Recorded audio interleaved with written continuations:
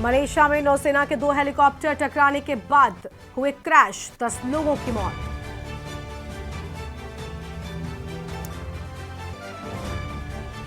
केजरीवाल की कस्टडी पर राजधानी कोर्ट में आज सुनवाई। तिहाड़ प्रशासन बोला सीएम की सोमवार की शाम डॉक्टरों की सलाह पर दी गई इंसुलिन।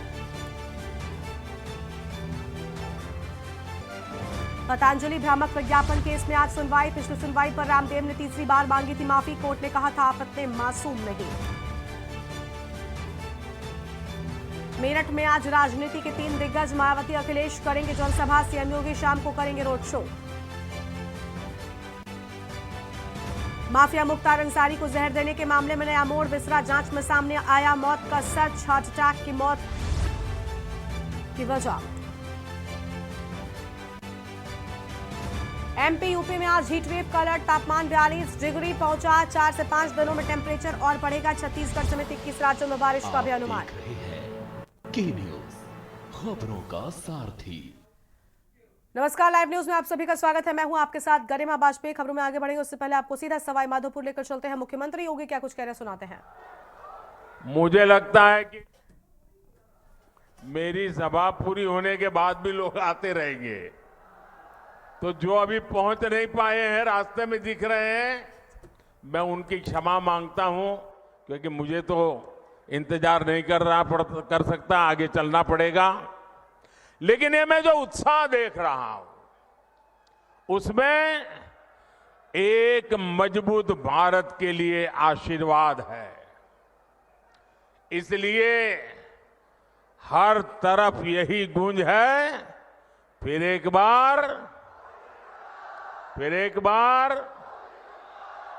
बार साथियों, हमारे राजस्थान ने सदियों से सीमा पर खड़े मजबूत प्रहरी की तरह देश की रक्षा की है। राजस्थान ये बखूबी जानता है कि सुरक्षित राष्ट्र और स्थायी सरकार ये कितनी जरूरी होती है। इसलिए चाहे 2014 हो या 2019 हो, राजस्थान ने एकजुट होकर देश में भाजपा की ताकतवर सरकार बनाने के लिए अपना आशीर्वाद दिया था। आपने 25 की 25 सीटें भाजपा को जीत करके झोली भर दी थी। एकजुटता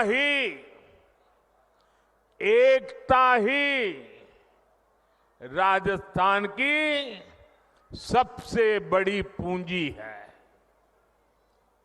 याद रखिएगा, जब जब हम बटे हैं, तब तब देश के दुश्मनों ने फायदा उठाया है। अब भी राजस्थान को बांटने की, यहां के लोगों को बांटने की पूरी कोशिशें हो रही हैं। इससे राजस्थान को सावधान रहने की जरूरत है। साथियों, एक स्थिर और ईमानदार सरकार देश के विकास के लिए क्या कुछ कर सकती है, ये पिछले 10 वर्षों में सबने देखा है। भारत आज दुनिया की सबसे तेजी से बढ़ती हुई बड़ी अर्थव्यवस्था है। पिछले 10 साल में 25 करोड़ लोग गरीबी से बाहर निकले हैं। ये बहुत बड़ा काम हुआ है। इतना बड़ा काम कैसे संभव हुआ? कैसे हुआ ये? इतना बड़ा काम कैसे संभव हुआ?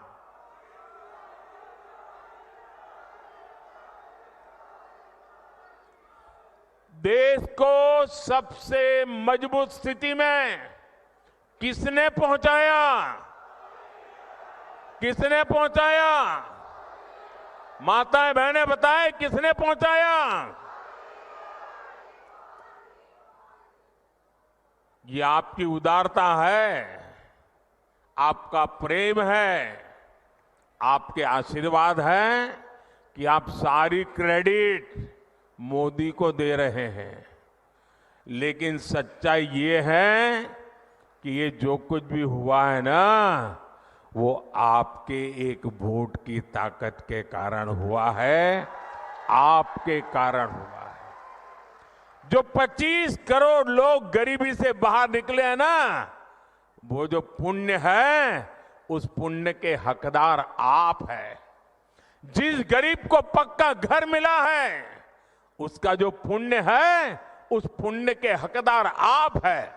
जिस गरीब को मुफ्त राशन मिला है, जिस गरीब का चूल्हा जलता रहा है, उसके कारण जो पुण्य मिला है, वो पुण्य के हकदार आप हैं, आपका वोट है। साथियों, 2014 में आपने मोदी को दिल्ली में सेवा का अवसर दिया, तो देश ने वो फैसले लिए जिसकी किसी ने कल्पना भी। तो राजस्थान से आपको हम तस्वीर दिखाए थे जहां पर प्रधानमंत्री नरेंद्र मोदी पहुंचे हुए थे। और अब आगे बढ़ेंगे खबरों की ओर। अगली खबर आपको हम रायपुर से बताते हैं, जहां पर आज प्रधानमंत्री मोदी 3 जनसभाओं में पहुंचेंगे। 2 दिवसीय प्रवास में रहेंगे और 3 जनसभाएं करेंगे। ये बड़ी जानकारी 24 को अंबिकापुर में करेंगे बड़ी जनसभा। कार्यकर्ताओं को डबल चार्ज करेंगे प्रधानमंत्री। राजभवन में की गई कड़ी सुरक्षा व्यवस्था, आईजी, डीआईजी, एसएसपी की तैनाती है। एसपीजी की टीम पहले ही रायपुर पहुंची। ये बड़ी जानकारी आपको हम बता रहे हैं। तो यह अहम खबर आपको हम बता दें, जहां पर कार्यकर्ताओं को डबल चार्ज करने की बात सामने आई।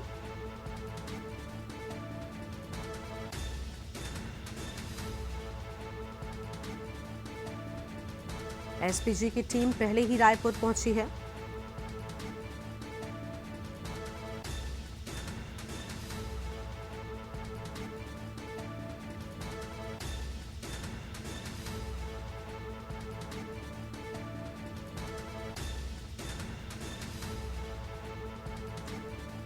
और यह हम खबर आपको हम बता दें, जहां पर कार्यकर्ताओं को डबल चार्ज करेंगे प्रधानमंत्री नरेंद्र मोदी।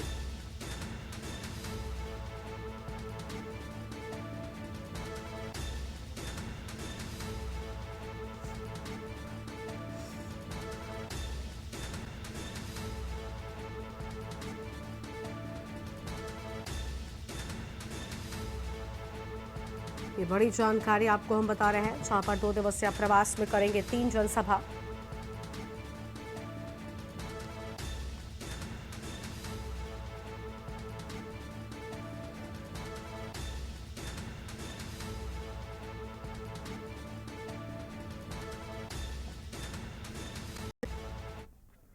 आगे बढ़ते हैं खबरों की ओर। अगली खबर सख्ती से, जहां पर आज प्रधानमंत्री मोदी दोपहर 3 बजे जीठा पहुंचेंगे और विजय संकल्प रैली में हुंकार भरेंगे। कमलेश जोगदंडे के पक्ष में प्रचार करेंगे। वित्त मंत्री ओपी चौधरी ने जायजा लिया है। भाजपा पूरी 11 सीटें जीतने का दावा कर रही है। ये बड़ी खबर आपको बता दें। और लगभग 70,000 भीड़ जुटने की संभावना है। 7 मई को तीसरे चरण में होगा जांजगीर में मतदान। ये बड़ी जानकारी आपको हम बता रहे हैं।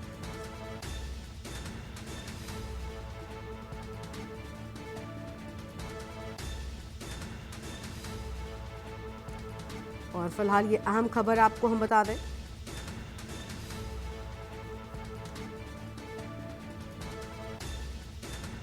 सात मई को तीसरे चरण में जांजगीर में मतदान होगा। ये बड़ी जानकारी आपको हम बता रहे हैं।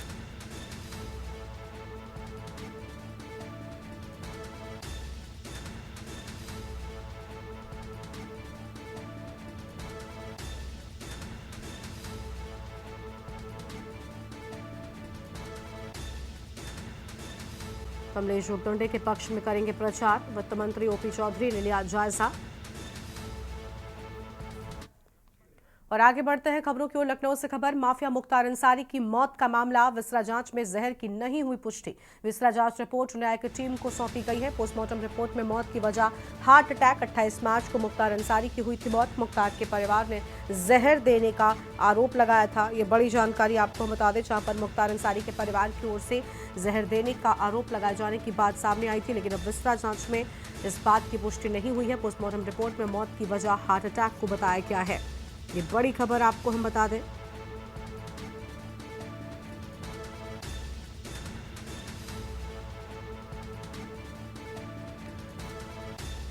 और शिवा शर्मा इसी खबर पर अधिक अपडेट के साथ में जुड़ चुके हैं। शिवा, मुख्तार अंसारी की मौत को लेकर जो विसरा जांच है वो सामने आ चुकी है और उसमें साफ तौर पर जो पोस्टमार्टम रिपोर्ट है उसमें भी हार्ट अटैक को मौत की वजह बताया गया है। देखिए, बिल्कुल मुख्तार अंसारी की जब मौत हुई थी मेडिकल कॉलेज के अंदर, तब उनके परिजन लगातार इस बात को कह रहे थे कि मुख्तार अंसारी की मौत सिर्फ हार्ट अटैक नहीं जबकि जहर दे करके उनको मारा गया है। लेकिन अब जो पोस्टमार्टम रिपोर्ट के बाद जो विसरा सुरक्षित रखा गया था, उस विसरे की जांच रिपोर्ट भी न्यायिक टीम को दे दी गई है और उसमें साफ स्पष्ट है कि मुख्तार अंसारी की मौत किसी जहर की वजह से नहीं बल्कि कार्डियक अरेस्ट की वजह से उनकी मौत हुई थी। यानी कि जहर की जो बात अब तक परिवार वाले कह रहे थे वो विसरा रिपोर्ट में साफ नहीं हुई है।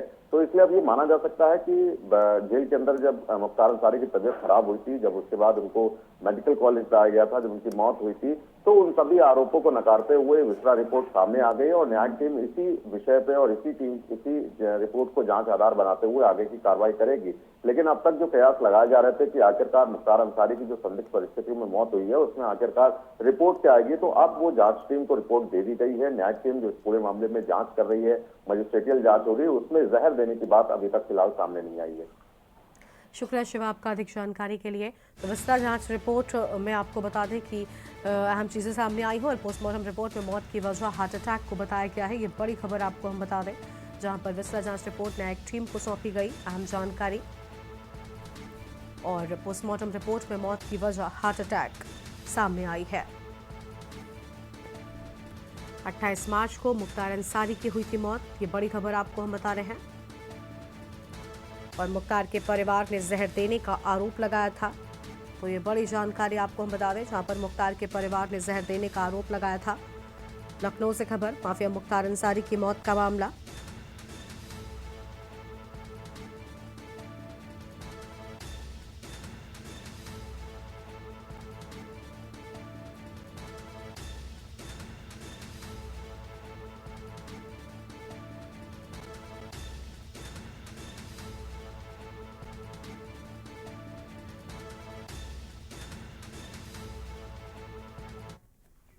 और आगे बढ़ते हैं खबरों की ओर। सपा अध्यक्ष अखिलेश यादव का आज अलीगढ़ बागपत का दौरा है। आपको बता दें कि अखिलेश यादव आज अलीगढ़ बागपत में प्रचार करेंगे। इंडिया गठबंधन के प्रत्याशियों के समर्थन में करेंगे जनसभा। 12:45 पर कोहिनूर मंच और नुमाइश ग्राउंड अलीगढ़ में जनसभा होगी। ये बड़ी जानकारी आपको हम बता रहे हैं। 2:10 के लगभग मेरठ के खिवाई मोड़ पर जनसभा में पहुंचेंगे। ये बड़ी जानकारी आपको हम बता रहे हैं।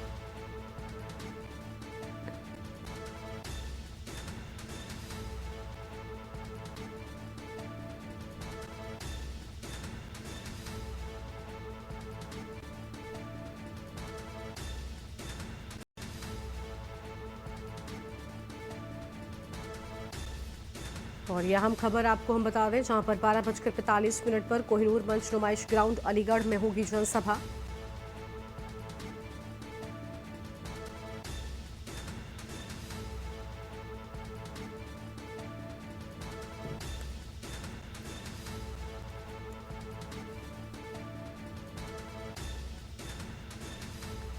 और इसी खबर पर अधिक अपडेट के साथ में हमारे संवाददाता कुलदीप पंडित जुड़ चुके हैं। कुलदीप, आज अखिलेश यादव पहुंच रहे हैं, नुमाइश ग्राउंड में भी जनसभा होनी है, क्या है पूरी जानकारी उनके आगमन को लेकर? बता दूं, इंडिया गठबंधन के प्रत्याशी है अमरपाल शर्मा, उनके पक्ष में जो है मुख्यमंत्री, जो पूर्व मुख्यमंत्री है अखिलेश यादव, वो एक विशाल जनसभा को संबोधित करेंगे। और ये बागपत लोकसभा की जो सिवान खास विधानसभा है उसी का ये एक गांव पड़ता है हर्रा किवाई, वहीं के मैदान में वे एक विशाल जनसभा को संबोधित करेंगे। और पूरी तरीके से अगर सुरक्षा की अगर हम बात करें तो सुरक्षा की दृष्टि से चाक चौबंद व्यवस्था कर दी गई है, बैरिकेटिंग लगाई गई है और इसके साथ साथ रूट भी डाइवर्ट कर दिया गया है। इतना ही नहीं, यहाँ पर लोगों का आवागमन शुरू हो गया है और कहीं ना कहीं साफ तौर पर दिखाई दे रहा है कि जो मुस्लिम मतदाता है उनको सेंधने के लिए जो पूर्व मुख्यमंत्री है अखिलेश यादव, उनकी जनसभा वो हो रही है। जी ठीक है, उनकी जनसभा को लेकर सभी तैयारियां कर ली गई हैं और आपको बता दें कि जो कार्यकर्ता हैं वो कितने उत्साहित नजर आ रहे हैं अपने नेता के आगमन को लेकर। जी बिल्कुल, बता दूं ये बागपत लोकसभा जो है, ये जाट लैंड इसको कहा जाता था और चौधरी चरण सिंह की कर्म भूमि इसको माना जाता था। हालांकि 26 अप्रैल को यहाँ पर दूसरे चरण का मतदान होना है, जिसको लेकर आज दो दिग्गज नेताओं की आज यहाँ पर एक विशाल जनसभा है, जिसमें एक स्टार प्रचारक भी कहे जा सकता है, क्योंकि अखिलेश यादव जो है और मुख्यमंत्री सूबे के मुख्यमंत्री योगी आदित्यनाथ इस जनसभा को संबोधित करेंगे। बागपत में विशाल जनसभा को संबोधित करेंगे और उसके बाद अखिलेश यादव सिवाल खास में जनसभा को संबोधित करेंगे। कहने के साफ तौर पर है कि जिस तरह से जनसभा रखी गई है तो लास्ट दौर चल रहा है। लास्ट दौर के बाद क्योंकि 24 तारीख को यहाँ पर चुनाव प्रचार बंद कर दिया जाएगा और उसके साथ ही ये एक अंतिम एक विशाल जनसभा बताई जा रही है, जिससे ये कहीं ना कहीं मुस्लिम जो मतदाता होंगे उनको सेंधने का प्रयास किया जाएगा। जी शुक्रिया आपका कुलदीप, अधिक जानकारी के लिए। तो यह हम खबर जहां पर अखिलेश यादव का दौरा है और उनके आगमन को लेकर सभी तैयारियां पूरी कर ली गई हैं।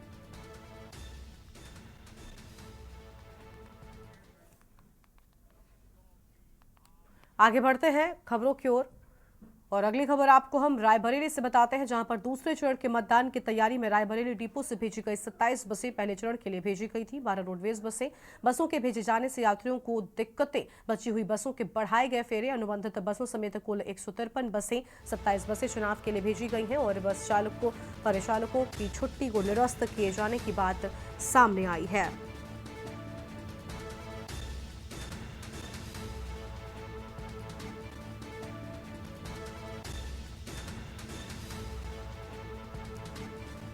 फिलहाल ये बड़ी जानकारी आपको हम बता रहे हैं।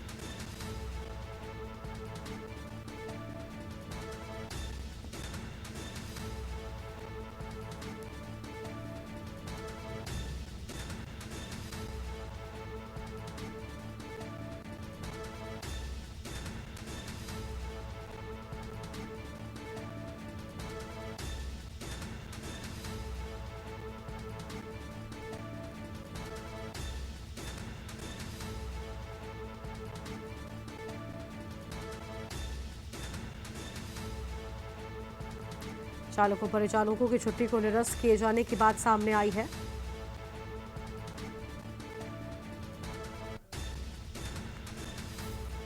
और केशवानंद हमारे साथ में जुड़ चुके हैं इसी खबर पर अधिक अपडेट के लिए। केशवानंद, पहले चरण के लिए भेजी गई थी 12 रोडवेज बसें, क्या पूरी जानकारी है? क्योंकि बताया जा रहा है कि चालकों और परिचालकों की छुट्टियों को निरस्त कर दिया गया है।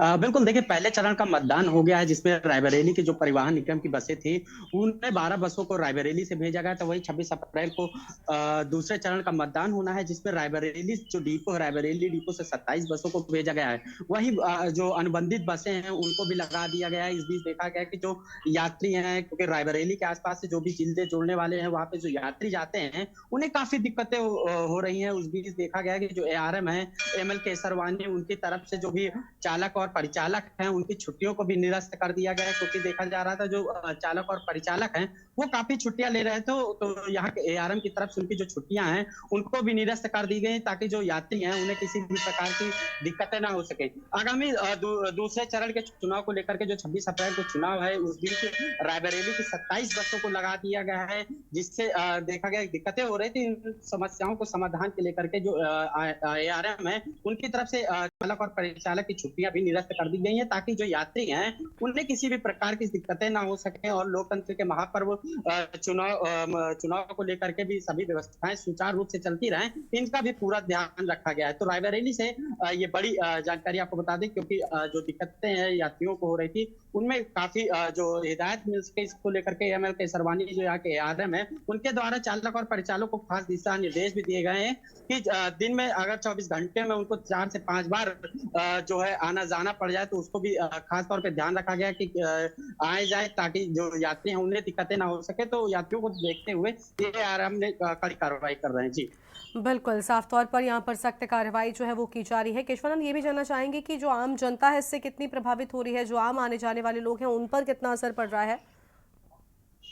बिल्कुल देखिए, रायबरेली से लखनऊ, फतेहपुर, कानपुर और इधर प्रतापगढ़ कई रूट हैं जो रायबरेली से जोड़ती हुए हैं, जिसमें देखा जाता है कि अक्सर जो यात्री हैं वो बसों से ही यहाँ पे संचालन करते हैं, बसों से उनका आना जाना होता है, उन्हें काफी दिक्कतें यहाँ से होती हैं। तो उसको लेकर के जो है जो एआरएम है रायबरेली एमएल के सरवानी, उन्होंने ये कड़े रुख अपना है और चालक परिचालकों की छुट्टी को भी निरस्त कर दिया है। और देखा जाए तो अब दूसरे चरण का चुनाव भी होना है, तो उसमें जिस प्रकार बसों की भेजा गया, 27 बसें रायबरेली भेजी गई, तो कहीं ना कहीं जो यात्री हैं उन्हें काफी दिक्कतों का सामना जरूर करना पड़ा है, लेकिन उससे खास निपटने के लेकर के यहाँ पे खासा इंतजाम भी किए जा रहे हैं। जी ठीक है, बहुत शुक्रिया केशवानंद आपका अधिक जानकारी के लिए। तो रायबरेली डिपो से जुड़ी बड़ी जानकारी, चालकों परिचालकों की छुट्टियों को निरस्त कर दिया गया है, ये बड़ी खबर आपको हम बता रहे हैं। और दूसरे चरण की मतदान की तैयारी, बड़ी खबर सामने आ रही है रायबरेली से, जहां पर रायबरेली में डिपो से भेजी गई 27 बसें और पहले चरण के लिए भेजी गई थी 12 रोडवेज बसें। ये बड़ी खबर आपको हम बता रहे हैं। और बसों के भेजे जाने से यात्रियों को दिक्कतों की बात सामने आई है।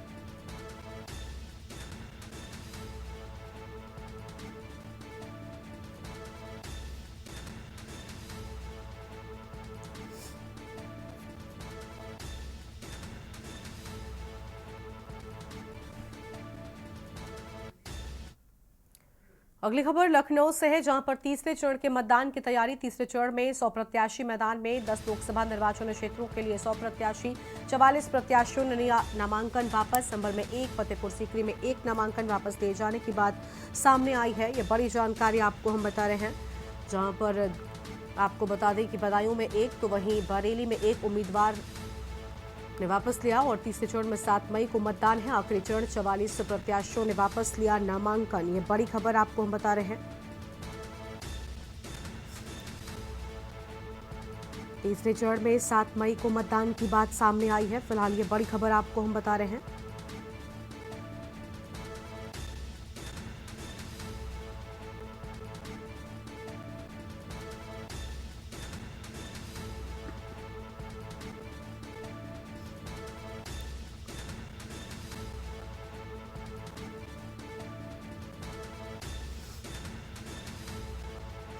तो आखिरी दिन 44 प्रत्याशियों ने नामांकन वापस लिया। यह अहम खबर आपको हम बता रहे हैं।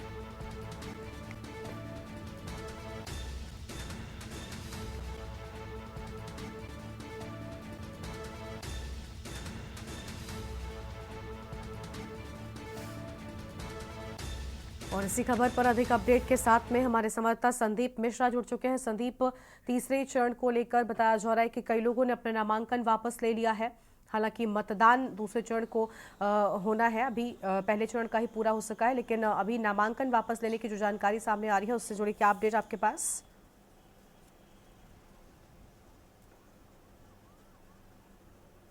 देखिए, आपको बता दें कि तीसरे चरण को लेकर के लगभग अब तक जो है 100 प्रत्याशी मैदान में हैं और उसमें लगभग जो है 44 प्रत्याशियों ने अपने नामांकन वापस ले लिए हैं। यानी कि तीसरा चरण की बात करते हैं तो तीसरे चरण में लगातार लोग प्रत्याशी जो है अपना अपना नामांकन जो है वो दाखिल कर रहे हैं। यानी कि इस कड़ी की बात की जाए तो लगभग जो है 44 लोगों ने अपना पर्चा जो है वापस लिया है। क्या वजह रही है ये बड़े बात होगी, लेकिन साफ है कि कुछ लोगों ने अपना पर्चा वापस लिया है। बदायूं बरेली की अगर हम बात करते हैं वहां पर एक प्रत्याशी ने अपना पर्चा वापस लिया है। इसके साथ ही साथ संभल और फतेहपुर सीकरी में भी एक प्रत्याशी ने अपना पर्चा जो है वापस लिया है। आखिरी दिन की अगर हम बात करते हैं, कल आखिरी दिन था और आखिरी दिन 7 प्रत्याशियों ने अपना पर्चा जो है वो वापस लिया है। तो ऐसे माना जा रहा है कि जिस तरीके से लगातार चुनाव आयोग जो है सख्ती के साथ में इस बार जो है चुनाव लड़वाने की पूरी तरीके से प्रयास कर रहा है और शायद यही वजह है कि जो खमियां रह गई हैं जिनके पर्चे में कोई कमी रह गई हो तो वो निश्चित तौर पर अपने पर्चे वापस ले रहे हैं, या फिर कुछ लोग जो है पर्चा पहले दाखिल कर देते हैं लेकिन अंत में चुनाव नहीं लड़ना चाहते हैं, तो ये वजह होती है कि वो अपना पर्चा जो है फिर बाद में वापस लेते हैं। तो माना जा रहा है कि तीसरे चरण के लेकर के जो प्रत्याशी 100 प्रत्याशी लगभग मैदान में थे, लेकिन उनमें से लगभग जो है 44 प्रत्याशियों ने अपना पर्चा जो है वो वापस ले लिया है। जी ठीक है, बहुत शुक्रिया संदीप आपका अधिक जानकारी के लिए। तो इस चरण के मतदान की तैयारी जो है वो की जा रही है और आपको बता दें कि यहाँ पर 100 प्रत्याशी चुनावी मैदान में है। तीसरे चरण में 100 प्रत्याशी मैदान में, यह हम खबर आपको हम बता रहे हैं, जहाँ पर 10 लोकसभा निर्वाचन क्षेत्रों के लिए 100 प्रत्याशी की बात सामने आई है। ये बड़ी जानकारी आपको हम बता रहे हैं और आपको बता दें कि यहाँ पर संभल में 1, फतेहपुर सीकरी में 1 नामांकन वापस लेने की बात सामने आई है और बदायूं में 1, बरेली में 1 ने उम्मीदवारी वापस ले ली है। ये बड़ी खबर आपको हम बता रहे हैं। और आखिरी दिन 44 प्रत्याशियों ने वापस लिया नामांकन। लखनऊ से खबर, तीसरे चरण के मतदान की तैयारी से जुड़ी ये बड़ी खबर आपको हम बता रहे हैं, जहां पर 100 प्रत्याशी तीसरे चरण में मतदान में हैं और 10 लोकसभा निर्वाचन क्षेत्रों के लिए 100 प्रत्याशियों की बात सामने आई है। 44 प्रत्याशियों ने नामांकन वापस लिया है।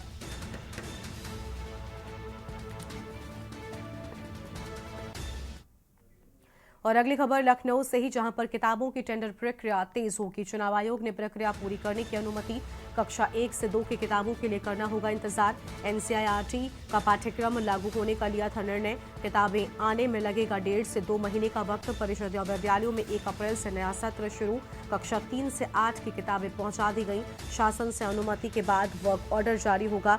बड़ी जानकारी आपको हम बता रहे हैं, एनसीईआरटी का पाठ्यक्रम लागू होने को लेकर ये बड़ी जानकारी। किताबें आने में 1.5 से 2 महीने का वक्त लगेगा। तो ये बड़ी खबर आपको हम बता दें, जहां पर परिषदीय विद्यालयों में 1 अप्रैल से नए सत्र की बात सामने आई है। तो 1 अप्रैल से नए सत्र की बात, कक्षा 3 से 8 की किताबें पहुंचा दी गई।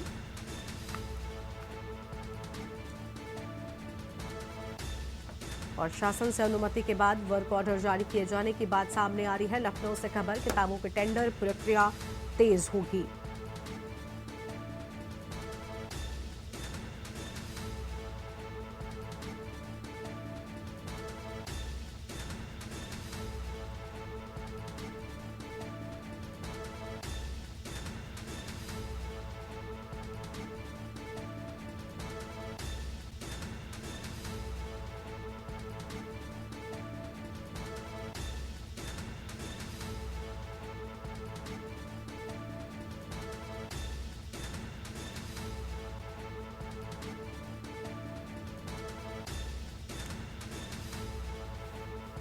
तो ये बड़ी खबर आपको हम बता दें,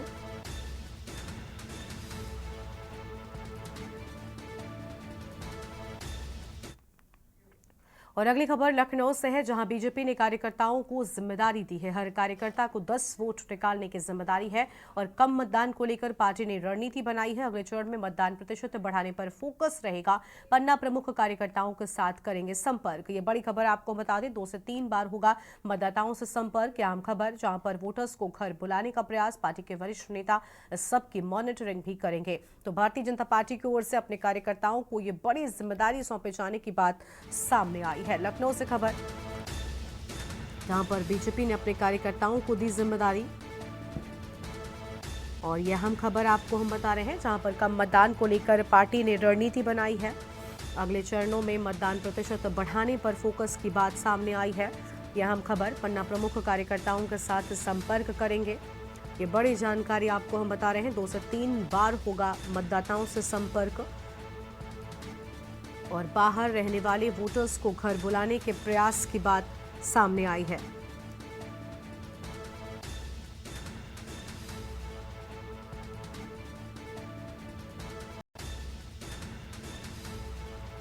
हर कार्यकर्ता को 10 वोट निकालने की जिम्मेदारी, ये बड़ी खबर आपको हम बता रहे हैं। कम मतदान को लेकर पार्टी ने रणनीति बनाई है। तो कम मतदान को लेकर पार्टी ने बनाई रणनीति। अगले चरणों में मतदान प्रतिशत को बढ़ाने को लेकर ये बड़ी जानकारी आपको हम बता रहे हैं।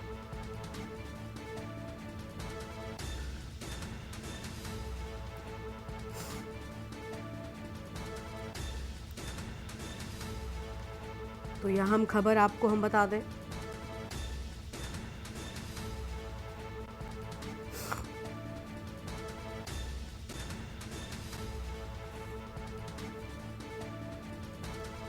हर कार्यकर्ता को 10 वोट निकालने की जिम्मेदारी दिए जाने की बात सामने आई है। फिलहाल ये बड़ी खबर, अगले चरणों में मतदान प्रतिशत बढ़ाने पर फोकस। तो मतदान प्रतिशत बढ़ाने पर फोकस, और ये बड़ी जानकारी, जहां 2 से 3 बार होगा मतदाताओं से संपर्क।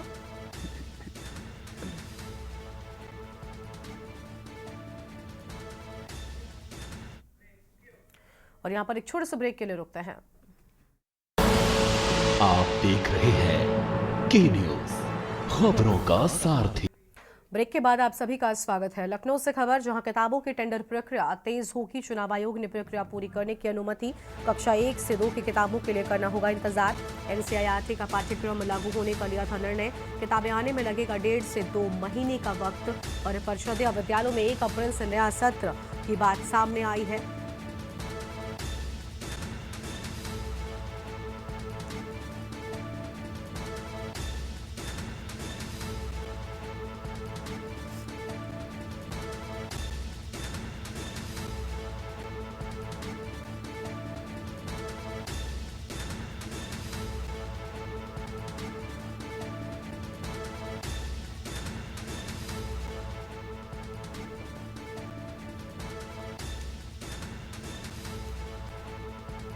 और इसी खबर पर अधिक अपडेट के लिए हमारे साथ हमारे संवाददाता संदीप मिश्रा जुड़ चुके हैं। संदीप, किताबों की टेंडर प्रक्रिया तेज होगी और पूरी जानकारी क्या है आपके पास?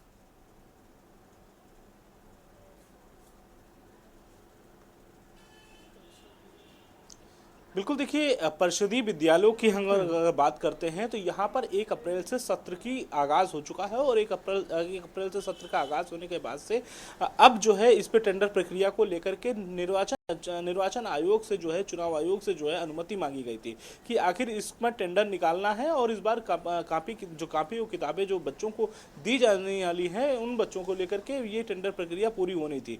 इसको लेकर के अनुमति मांगी गई थी। उसके बाद से पत्र लिखा गया था चुनाव आयोग को। चुनाव आयोग ने हालांकि अनुमति दे दी है। अब टेंडर प्रक्रिया पूरी होगी, लेकिन इसके बावजूद भी लगभग 1.5 महीने का वक्त जो है वो लग जाएगा। हालांकि कक्षा 3 से 8 तक की जो बच्चों के जो किताबें थी वो उनको बांट दिया गया है, लेकिन 1 से 2 की जो किताबें हैं वो अब तक नहीं छप पाई हैं। तो यानी कि अब विलंब होगा और एक बार फिर बच्चों को जो है लगभग 1.5 महीने में, यानी कि जुलाई के शुरुआती दौर में सप्ताह में जो है किताबें मिलने की संभावना जो है वो जताई जा रही है। लेकिन साफ है कि जिस तरीके से टेंडर प्रक्रिया को लेकर के देरी हुई है, कहीं ना कहीं चुनाव आयोग से अनुमति मांगी गई थी, अब उन्हें अनुमति मिल गई है। तो अब फिर से टेंडर होगा और उसके बाद से जो है इन किताबों को छपने का काम शुरू होगा। यानी कि इन पूरी प्रक्रिया की अगर बात करते हैं लगभग 1.5 महीने का वक्त जो है जी।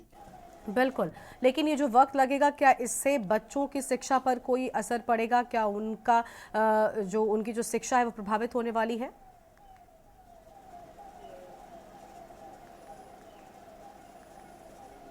देखिए, बिल्कुल निश्चित तौर पे जिस तरीके से 1 अप्रैल से सत्र का आगाज होता है, नए सत्र का आगाज होता है, 2024-25 का सत्र जो होता है, उस सत्र की अगर हम बात करते हैं तो यानी 1 अप्रैल से बच्चों को किताबें मिल जाएंगी। तो घर का जो छुट्टी का वक्त होगा, हाँ। जो 20 मई से 1 जुलाई तक का जो सत्र का एक जो समय होता है, उस समय बच्चे जो घर में खेलते कूदते हैं, उनमें अगर बच्चे पढ़ाई करेंगे तो निश्चित तौर पर जब कापी किताबें उनके पास में होंगी तो बेहतर पढ़ाई कर सकेंगे। तो निश्चित तौर पर आने वाले समय में बच्चों का भविष्य भी अच्छा होगा और बच्चों के जो क्लासेस जो होमवर्क मिलता है उस होमवर्क को पूरा करने में भी आसानी होगी। तो यानी कि जो 20 मई से जो बच्चों की जो छुट्टियां होती हैं, उन छुट्टियों पर पूरी तरीके से बच्चे जो है फोकस कर सकेंगे, अपनी पढ़ाई पूरी कर सकेंगे। इसको लेकर के ये बेहतर होगा। बिल्कुल संदीप, शुक्रिया आपका हमारे साथ जुड़ने के लिए और अहम जानकारी साझा करने के लिए। तो यह अहम खबर आपको हम बता दें, कहाँ पर कक्षा 3 से 8 की किताबें पहुंचा दी गई हैं और शासन से अनुमति के बाद वर्क ऑर्डर जारी होगा। ये बड़ी खबर आपको हम बता रहे हैं, इस वक्त की अहम जानकारी।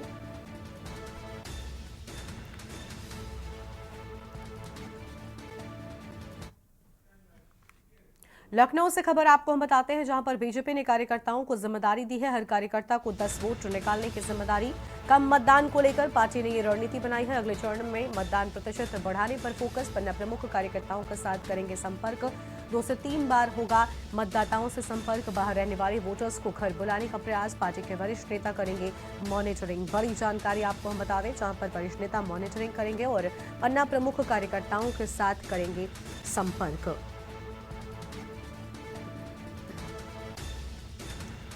ये बड़ी खबर आपको हम बता रहे हैं।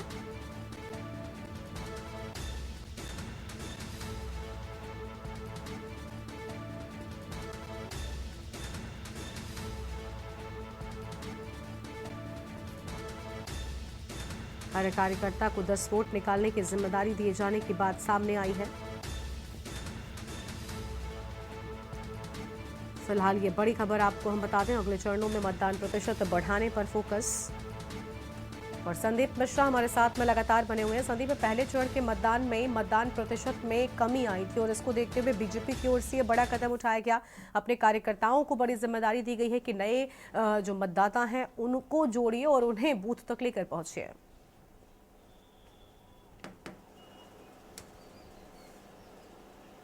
देखिए गरिमा, बिल्कुल निश्चित तौर पे भारतीय जनता पार्टी जिस तरीके से 80 की 80 सीटों पर इस बार भारतीय जनता पार्टी ने लक्ष्य बनाया है उत्तर प्रदेश में खास तौर पे, और पहले चरण के जो मतदान हुए हैं, जो पश्चिमी उत्तर प्रदेश में जो 8 सीटों पर जो मतदान हुए उसमें वोट प्रतिशत काफ़ी कम देखने को मिला है, जिसके बाद से अब कार्यकर्ताओं के सर पे जिम्मेदारियां जो है बढ़ा दी गई हैं। ये माना जा रहा है कि एक कार्यकर्ता पर 10 वोट लाने की जो है कोशिश होगी, यानी कि साफ है कि जिस तरीके से पन्ना प्रमुखों को उतर करके बूथ स्तर पर आना पड़ेगा, तो तमाम चीजों को लेकर भारतीय जनता पार्टी ने रणनीति बनानी अपनी शुरू कर दी है कि कैसे इस बार का वोट प्रतिशत जो है वो बढ़े। उस वोट प्रतिशत बढ़ाने को लेकर के भारतीय जनता पार्टी अपने नीचे स्तर पर जो कार्यकर्ता काम कर रहे हैं उन कार्यकर्ताओं को जिम्मेदारी दी गई है। इसके साथ जो वरिष्ठ नेता होंगे पार्टी के, उनको ये जिम्मेदारी सौंपी गई है कि सभी की निगरानी की जाएगी, मॉनिटरिंग की जाएगी कि कहां पर, किस क्षेत्र में, या ग्रामीण क्षेत्र में या शहरी क्षेत्र में कहां पर वोट प्रतिशत हमारा बढ़ सकता है। तो माना जा रहा है कि भारतीय जनता पार्टी का जो अपना लक्ष्य है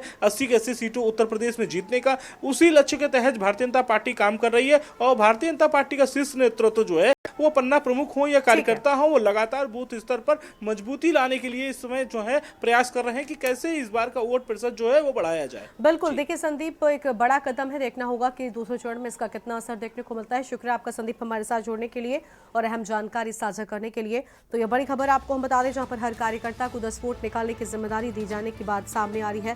फिलहाल उस वक्त की बड़ी जानकारी आपको हम बता रहे हैं, जहां पर आपको बता दें कि अगले चरणों में मतदान प्रतिशत बढ़ाने पर फोकस। तो अगले चरणों में मतदान प्रतिशत को बढ़ाने पर फोकस की बात सामने आई है। पन्ना प्रमुख कार्यकर्ताओं के साथ बैठक करेंगे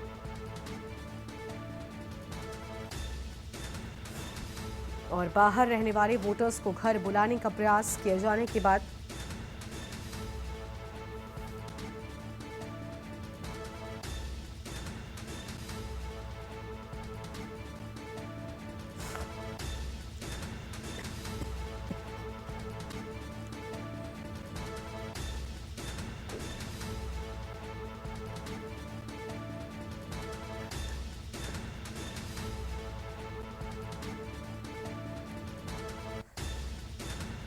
तो पन्ना प्रमुख कार्यकर्ताओं के साथ बैठक करेंगे और 2 से 3 बार होगा मतदाताओं से संपर्क। ये बड़ी जानकारी आपको हम बता रहे हैं। तो यह अहम खबर आपको हम बता दें, जहां पर 2 से 3 बार में मतदाताओं से संपर्क किया जाएगा। और यह अहम खबर आपको हम बता रहे हैं।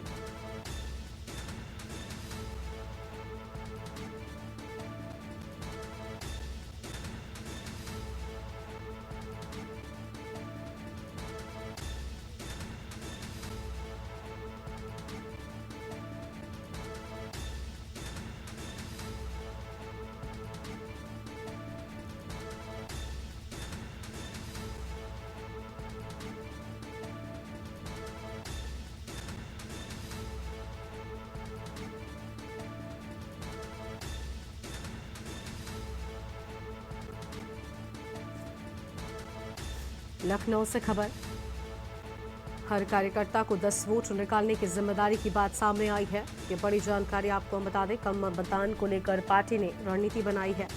तो कम मतदान को लेकर पार्टी ने बनाई रणनीति। अगले चरणों में मतदान प्रतिशत बढ़ाने पर फोकस की बात सामने आई है। पन्ना प्रमुख कार्यकर्ताओं के साथ संपर्क करेंगे।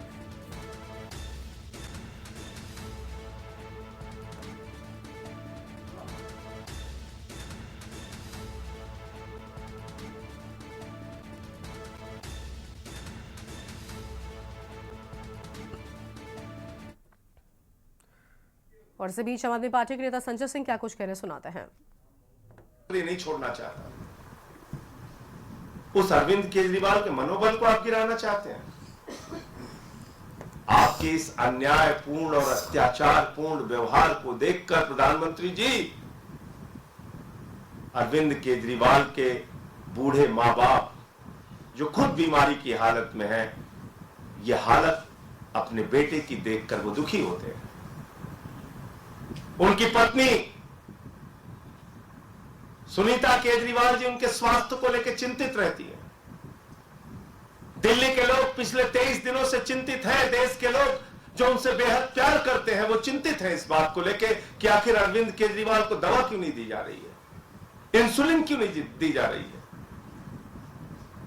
एक आदमी जो लोगों के लिए दवा का, शिक्षा का, पढ़ाई का, अस्पताल का इंतजाम कर रहा था, आज खुद उसको दवा नहीं दी जा रही है। इस तरह का अत्याचार। और इसलिए प्रधानमंत्री जी, मैं आपसे कहना चाहता हूं, अगर केजरीवाल से कंपटीशन करना है तो काम की राजनीति करिए। बनाइए खूब स्कूल, ढेर सारे अस्पताल बनाइए, सड़कें बनाइए, महंगाई कम कीजिए, देश में महिलाओं की सुरक्षा के लिए काम कीजिए। आपको चिंता करनी चाहिए युवाओं के रोजगार की, आपको चिंता करनी चाहिए किसानों के आत्महत्या की, आपको चिंता करनी चाहिए महिलाओं की सुरक्षा की, आपको चिंता करनी चाहिए कि देश आगे कैसे बढ़ेगा। आपकी चिंता है कि केजरीवाल का मनोबल कैसे गिरेगा, केजरीवाल प्रताड़ित कैसे होगा। 24 घंटे आप सीसीटीवी से उस व्यक्ति की निगरानी कर रहे हैं, एक 3 बार के निर्वाचित मुख्यमंत्री की। ये व्यवहार, ये अन्यायपूर्ण कार्यवाही, ये हिटलरशाही, ये तानाशाही का आचरण, बड़े बड़े तानाशाह दुनिया से चले गए। और अब आगे बढ़ते हैं खबरों की ओर। लखनऊ से खबर आपको हम बताते हैं, जहां पर परिषद स्कूलों में नहीं होगी वित्तीय गड़बड़ी रोकने के लिए अब हर महीने जांच होगी और सहायक वित्त वाले खाताधिकारी करेंगे निरीक्षण। हर माह 5 विद्यालयों का निरीक्षण करने की बात सामने आई है और वित्तीय कमियां मिलने पर बीएसओ को रिपोर्ट देंगे। तो वित्तीय कमियां मिलने पर बीएसओ को रिपोर्ट दी जाएगी। ये बड़ी जानकारी आपको हम बता रहे हैं। फिलहाल इस वक्त की अहम खबर आपको हम बता दें, जहाँ पर हर माह 5 विद्यालयों का निरीक्षण करेंगे और ये बड़ी जानकारी आपको हम बता दें।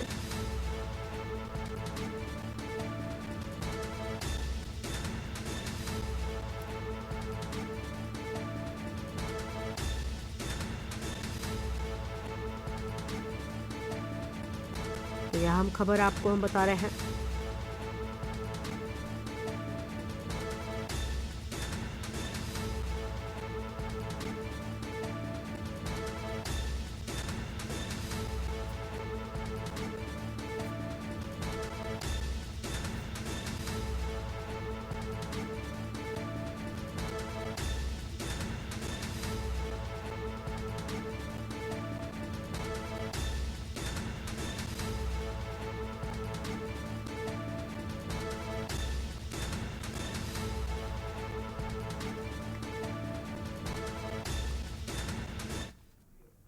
और अब आगे बढ़ेंगे खबरों की ओर।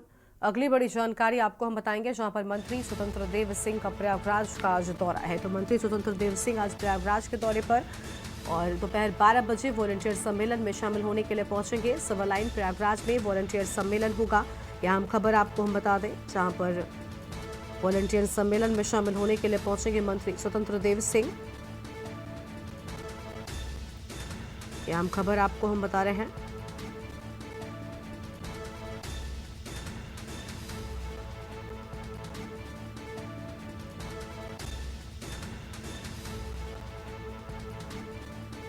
दोपहर 12 बजे वॉलंटियर सम्मेलन में पहुंचेंगे।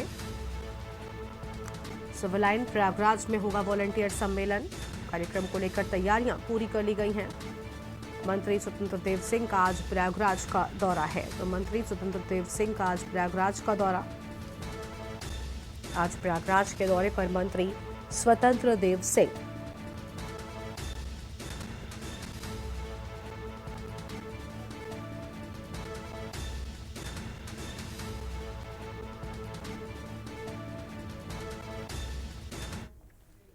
बागपत से अगली खबर है, जहां पर पूर्वांचल के माफिया डॉन मुन्ना बजरंगी की हत्या का मामला। सीबीआई ने चार्जशीट में मुन्ना बजरंगी की हत्या का किया खुलासा। मुन्ना बजरंगी की हत्या में 3 पिस्टलों का हुआ इस्तेमाल। मुन्ना बजरंगी की हत्या कर बाहर फेंकी गई थी तीनों पिस्टल। बरामद कारतूस के 10 खोखों की एफएसएल रिपोर्ट में खुलासा। हत्याकांड में सुनील राठी, उसके भाई समेत कई को आरोपी बनाए जाने के बाद बागपत की जेल में 2018 में मुन्ना बजरंगी की हुई थी हत्या। ये बड़ी खबर आपको हम बता रहे हैं। मुन्ना बजरंगी की हत्या कर बाहर फेंकी गई थी पिस्टल।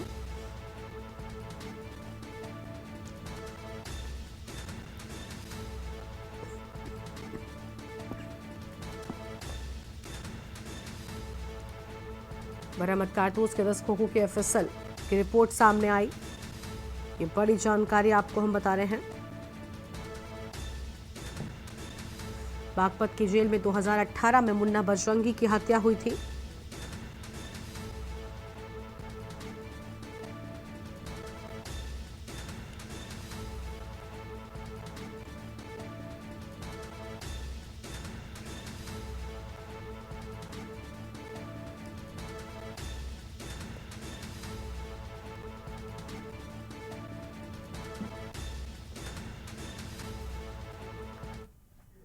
और मंत्री दयाशंकर सिंह का आज उन्नाव और हरदोई का दौरा है। सुबह 11 बजे यशोदा कुंज पागरमऊ उन्नाव पहुंचेंगे। दोपहर 2 बजे royal guest house Shahabad Hardoi जाएंगे।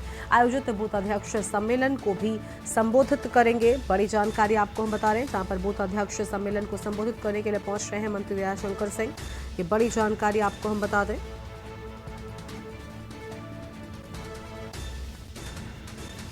तो आज उन्नाव और हरदोई के दौरे पर मंत्री दयाशंकर सिंह। आज उन्नाव और हरदोई का दौरा है। ये बड़ी जानकारी आपको हम बता रहे हैं।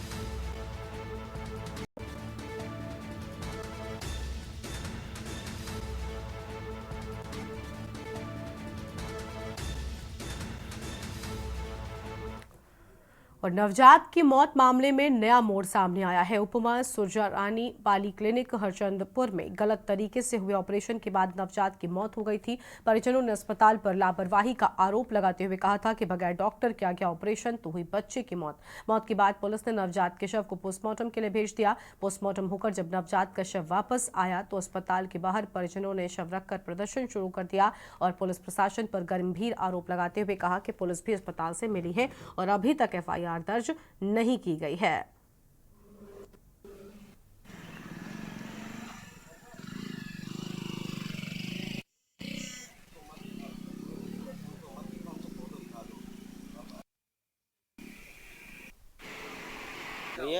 भैया जो कल डिलीवरी कराए थे हम, तो बच्चा बिना सर्जन के नीरा श्रीवास्तव संचालक द्वारा कर दिया गया और मेरा बच्चा एक्सपायर हो गया। यहाँ थाने में गए, थाने में कोई सुनवाई नहीं हो रही। ठीक है, एफआईआर हो, हम बच्चे का संस्कार करें, क्योंकि उसके बाद कुछ नहीं होना। यहाँ सब लीपा पोती में लगे, भैया कर दो दाह संस्कार, ये बाद में होगा, बाद में हो। मेरा मतलब हमको एफआईआर कॉपी दीजिए, अपने बच्चे का अंतिम संस्कार करते हैं, बस। और इस बीच लखनऊ से एक अहम खबर सामने आ रही है। लखनऊ से खबर का रुख कर लेते हैं। बड़ी जानकारी आपको लखनऊ से हम बताते हैं, जहां पर बृजमोहन शर्मा पार्षद का वीडियो वायरल हुआ है। बड़ी जानकारी आपको हम बता दें, बृजमोहन शर्मा का वीडियो वायरल हुआ। बेटे के बर्थडे पार्टी में डांस के दौरान फायरिंग की गई है। फायरिंग के दौरान कार्यक्रम में कई लोग मौजूद थे, तो फायरिंग के दौरान कार्यक्रम में कई लोगों के मौजूद होने की बात सामने आई। और फिलहाल ये बड़ी जानकारी आपको हम बता रहे हैं।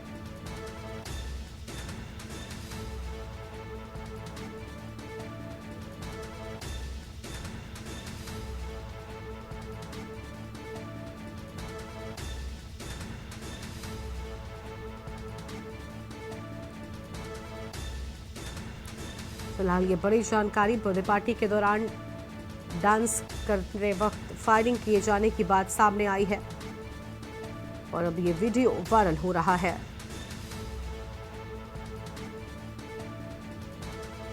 तो बर्थडे पार्टी में डांस के दौरान फायरिंग का वीडियो हुआ वायरल। बड़ी जानकारी आपको हम बता रहे हैं।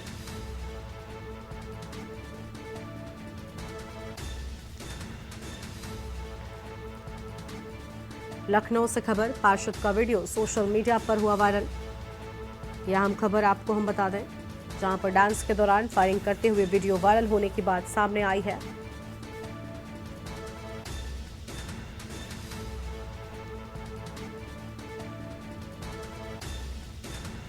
यह हम खबर आपको बता रहे हैं।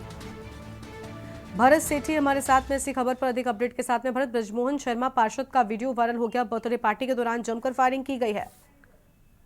देखिए, बिल्कुल जिस तरीके से प्रॉपर तरीके से बैन है, आप हर फायरिंग नहीं कर सकते हैं। किसी भी पार्टी में आप असले का प्रदर्शन तो फायरिंग नहीं कर सकते। लेकिन लगातार राजधानी लखनऊ की बात करें, तमाम ऐसे जो वीडियो है सोशल मीडिया पर वायरल होते रहते हैं। अब ये जो वीडियो वायरल हुआ है, ये पार्षद है जिनका नाम ब्रजमोहन शर्मा उर्फ मुकेश शर्मा बताया जा रहा है। ये लखनऊ के इब्राहिमपुर फर्स्ट के पार्षद हैं। इनके बेटे का जन्मदिन था, उस दिन डीजे में डांस था, उसी दौरान ये फायरिंग करते हुए नजर आ रहे हैं और 2 फायरिंग लगातार हुई है। उसके बाद सोशल मीडिया पर ये वीडियो वायरल हो गया है। अब सोशल मीडिया पर जब वीडियो वायरल हुआ, पुलिस ने तमाम अधिकारियों ने वीडियो का संज्ञान लिया और उचित कार्रवाई करने की बात कर रहे हैं। ये बता दें, ये इब्राहिमपुर फर्स्ट के पार्षद है और बीजेपी के पार्षद है। इस तरीके के वीडियो और ये सोशल मीडिया पर वायरल होने के बाद इन पर क्या कार्रवाई होती है, ये देखने वाली बात है। जी बिल्कुल, बहुत शुक्रिया भरत आपका अधिक जानकारी के लिए। तो बर्थडे पार्टी में डांस के दौरान फायरिंग का वीडियो सामने आया है, यह हम खबर आपको बता रहे हैं।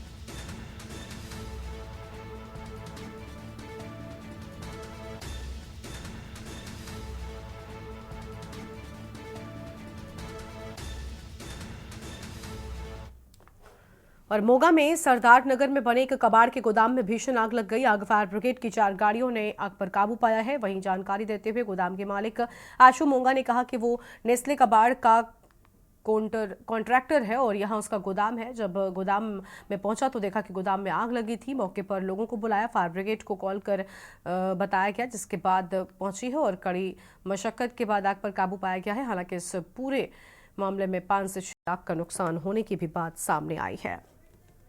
जिथे जिथे इट्टा भज गया, जिथे इट्टा जिथे खंबा इट्टा वाला अपना ट्राफार्म पिया वा, उथे भज गया छेती। आया ਅੱਜ ਲਗਭਗ 1:30-2 ਵਜੇ ਮੈਨੂੰ ਕਾਲ ਆਂਦੀ ਹੈ ਜੀ, ਵਾਰਡ ਦੇ ਵਿੱਚ ਅੱਗ ਲੱਗ ਗਈ ਹੈ ਸਰਦਾਰ ਨਗਰ ਰੋਡ ਨੰਬਰ 3। ਇੱਕ ਨਿੱਜੀ ਪਲਾਟ ਸੀਗਾ ਜੀ, ਜਿਹਦੇ ਵਿੱਚ ਆਸ਼ੂ ਮੋਂਗਾ ਨਾਂ ਦਾ ਲੜਕੇ ਕੋਲ ਪਲਾਟ ਸੀਗਾ ਜੀ।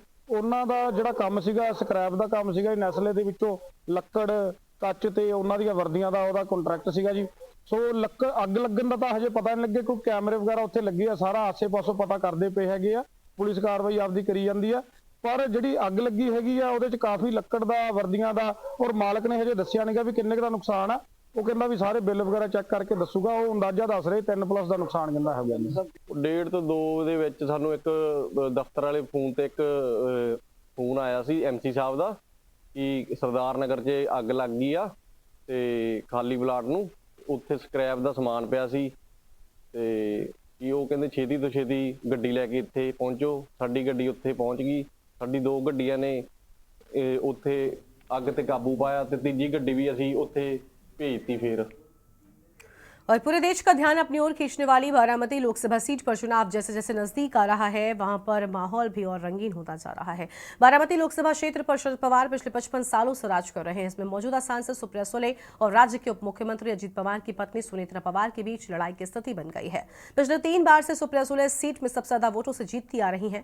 बारामती लोकसभा निर्वाचन क्षेत्र में 6 विधानसभा क्षेत्र है और इसमें कांग्रेस के 2, NCP के 2 और बीजेपी के 2 का समीकरण है। इन समीकरणों में कांग्रेस के 2 विधायक शरद पवार के साथ हैं, 4 विधायक 2 बीजेपी के और 2 अजित पवार के साथ है। और इन लोकसभा क्षेत्रों में खड़का व साला निर्वाचन क्षेत्र भारतीय जनता पार्टी का गढ़ माना जाता है और दौंड में बीजेपी के राहुल कुल अजित पवार के साथ नजर आ रहे हैं।